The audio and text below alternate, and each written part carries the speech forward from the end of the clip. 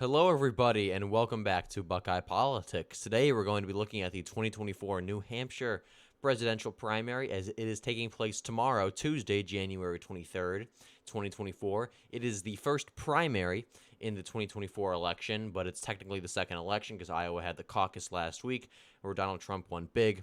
I'm going to be live streaming the results tomorrow starting at 8 p.m. Eastern Time when polls close. We'll probably go for, I don't know, not super late, but until we have a clear winner. And I thought it would be important for me to kind of say my opinions about who's going to win tomorrow, kind of look at the state of the race before we do the live stream. So let's get right into it. So the only two candidates left in the race at this point are Donald Trump and Nikki Haley, at least the major candidates. There is Ryan Binkley, and as we can see down here on the Wikipedia, a whole bunch of other candidates who are still in the race. New Hampshire has a very unique system. They have a filing deadline of October 27th, 2023.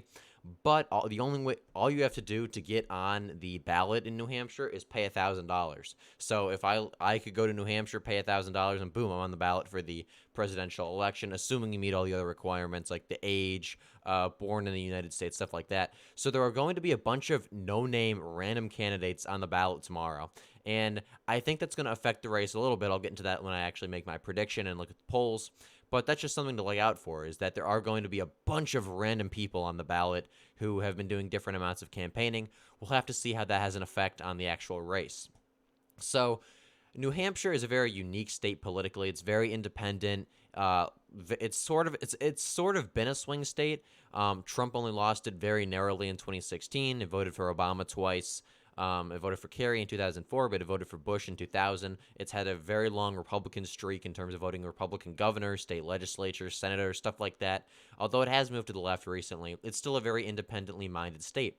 And that's why Nikki Haley, who is running as more of a moderate Republican, more, I guess, of a generic, not anti-Trump, just generic Republican, has done very well there. She's attracted a lot of independent voters who are allowed to vote in Republican primaries. So these are voters who may not be Republican in at least the normal sense. They may usually vote Democrat or be independent, but they like Nikki Haley as a candidate. Maybe they just want to stop Trump. They're going to vote for Nikki Haley.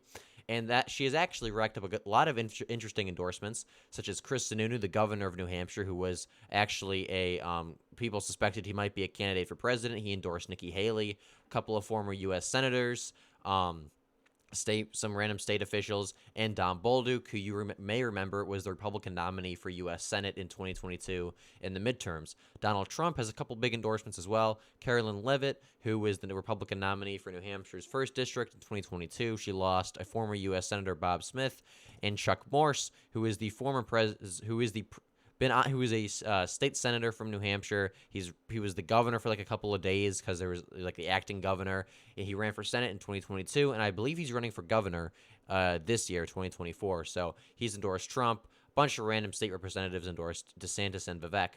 So if we come down here and look at polling, you can see that this was a state that very early on did not look very good for Trump. DeSantis was polling very high here because, like I said, New Hampshire is more of an independent-minded, for lack of, not really necessarily anti-Trump, because it is still more of a swing state, but there is still a large faction of voters who are turned off by Trump and who can vote in Republican primaries.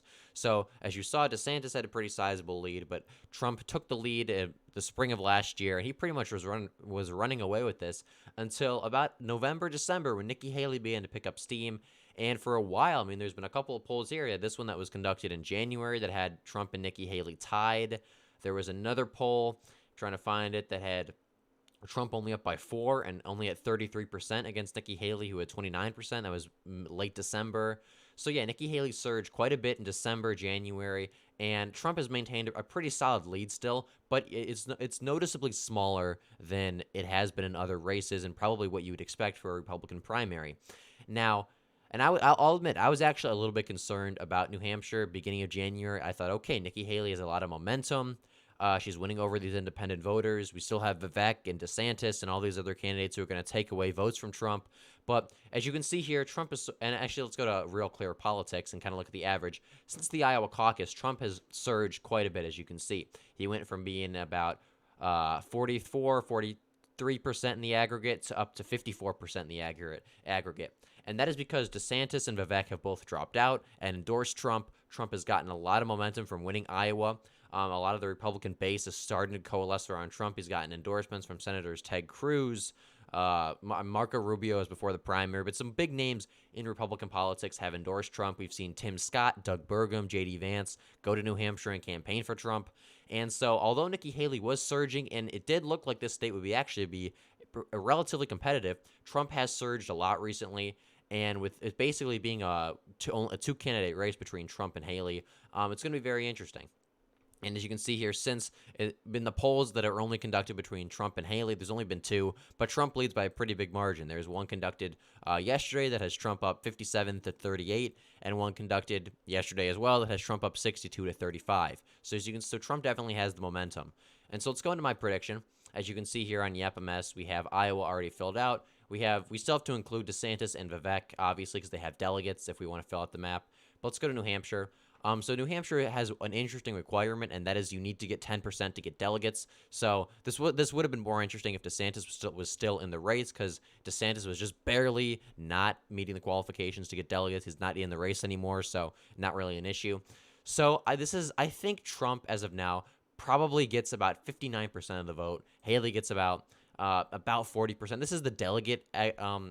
This is in terms of how they do in delegates. I think in terms of the vote, Trump gets upper 50s, 57, 58, 59% of the vote. Haley gets about 40%, maybe a little bit less.